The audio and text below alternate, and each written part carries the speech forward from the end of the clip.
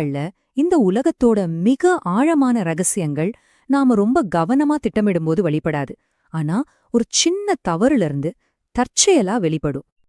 ஆமா, நீங்க சொல்றது ரொம்ப சரி. ஒரு சின்ன தவறு ஒரு முழு புது உலகத்தையே நமக்கு காட்ட முடியும்னா எப்படி இருக்கும்? அப்படி ஒரு தற்செயலான கண்டுபிடிப்பு பத்தின கதைக்குள்ளதான் நாம இப்ப போக போறோம்.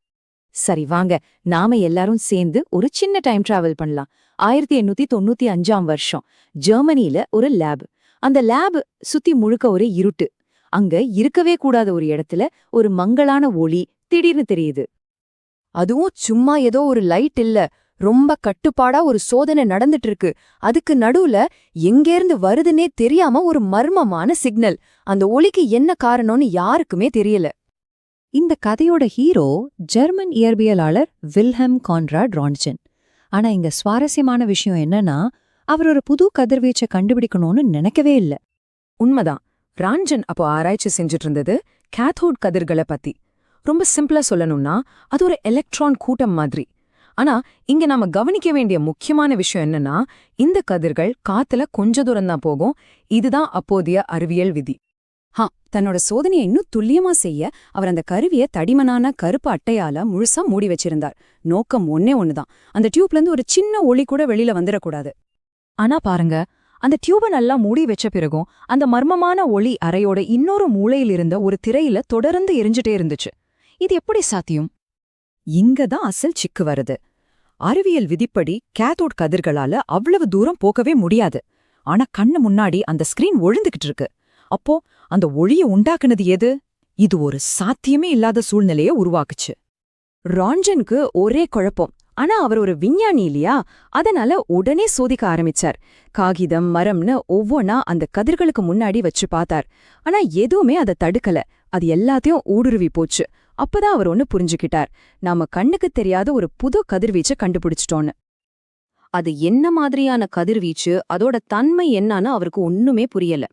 அதனால கணக்குல தெரியாத ஒரு மதிப்புக்கு நாம எக்ஸ்னு பேர் வைப்போம் இல்லையா, அதே மாதிரி இதுக்கும் எக்ஸ் கதிர்கள்னு பேர் வச்சார்.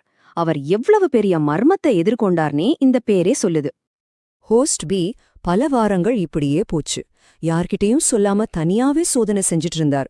அப்போதான் அந்த மர்மக் கதிர்களை ரொம்பவும் பரிச்சயமான ஒரு பொருள் மேல சோதிச்சு பார்க்க முடிவு செஞ்சார்.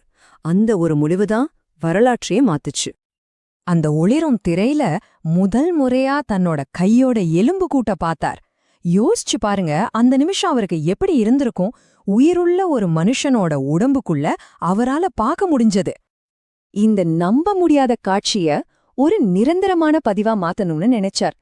அதுக்கு அவரோட மனைவி அன்னா பெர்தாவோட உதவியை கேட்டார். அப்படி உருவானதுதான் உலகத்தோட முதல் எக்ஸ்ரே புகைப்படம். அவங்க பார்த்தத கண்டு அப்படி மிரண்டு போயிட்டாங்க. அவங்க விரல் எலும்புகளோட ஒரு பேய் உருவம் மாதிரி தெரிஞ்சிருக்கு.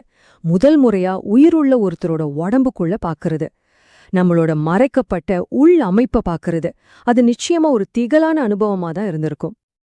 அந்த போட்டோல அவங்களோட எலும்புகள், அவங்க போட்டிருந்த கல்யாண மோதிரத்தோட நிழல் எல்லாமே அச்சசலா பதிவாகி இருந்துச்சு. அது வரைக்கும் கண்ணுக்கு தெரியாம இருந்த ஒரு உலகம் இப்போ மறுக்க முடியாத ஒரு உண்மையா மாறிடுச்சு.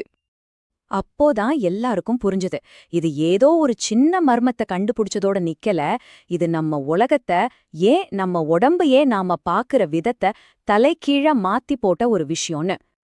ஆச்சரியமான விஷயம் என்னன்னா, இந்த கண்டுபிடிப்பு எவ்வளவு வேகமா உலகத்தால ஏத்துக்கப்பட்டுச்சுங்கிறதுதான். கிட்டத்தட்ட ஒரே ராத்திரியில இது அறிவியலையும் மருத்துவத்தையும் மொத்தமா மாத்திடுச்சு.